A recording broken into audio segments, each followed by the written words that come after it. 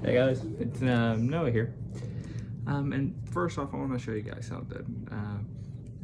These three cards are known as the most powerful cards in this card game.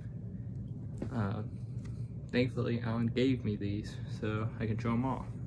They're the three Egyptian god cards. There's Winged Dragon of Ra, Slifer the Sky Dragon, and then Obelisk the Tormentor. Now, yes, all three of these are known to be the strongest cards in this game, but in real life, we have an even stronger god. He's even more powerful than them. And I've got a Bible verse, which I'm gonna have to say, I'm gonna thank Landon for this, because he actually recommended this to me. It's Psalms 147, and I went too far. There it is. Just the entire chapter of Psalms 147. It basically talks how he heals the brokenhearted and all of that. I'm not gonna go into, I'm not gonna read it. If you guys want to, you guys can read it for yourselves. But yeah, these cards, they're just card stock. They're not real.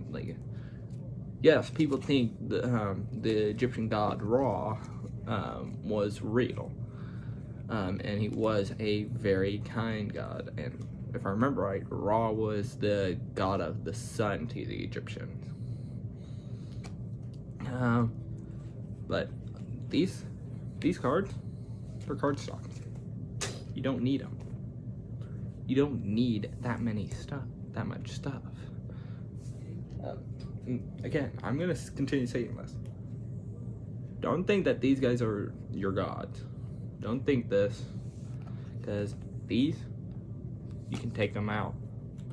You can tear off the front of it, and it'll still be a card, and you will still think, hey, this is a playing card, and I don't need this, or you will think, because currently, I've got my main deck right here, right beside me, and I have these three cards in that. But I know that these cards, they're not real. The characters that are on the paper or on the front, they aren't real. I know that they aren't, but they look cool, and that's why people collect them. They collect the cards because of the designs and all that. For God, you don't need to collect him. You don't need to have a card with his face on it or anything like that. You can always talk to him through prayer and through anybody, or through worship.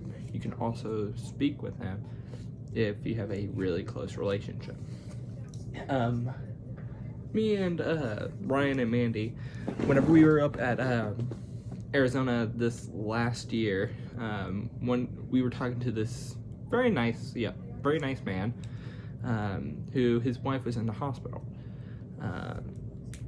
and he just talked to us about how he was very faithful in God, and it kind of made me humble. It made me humble to think that, hey, this guy, even though he doesn't have much, he still believes in God.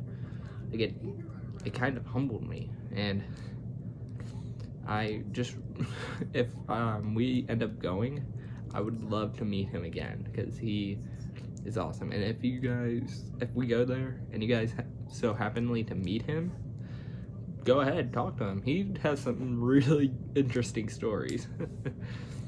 And I absolutely loved all of them.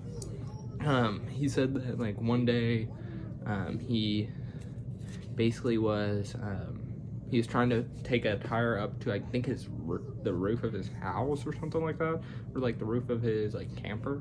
I can't remember, but I remember he had to pick up a very heavy tire for him, and he prayed to God saying, hey, can you send somebody to help me lift this up? I am very weak and I just need help. And he turns around and there's a guy standing right behind him. and he helps him up. He helps him pick it up and put it on there. Then whenever he turns around to thank him, he's gone.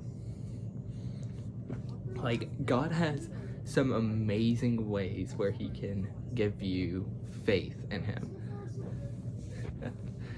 Like, I'm gonna leave off with this. Don't think of cards as your gods. Don't think of anything like this as the strongest living thing. Because there's one person who's even stronger. And you all should know this, because I'm gonna say it. It's God.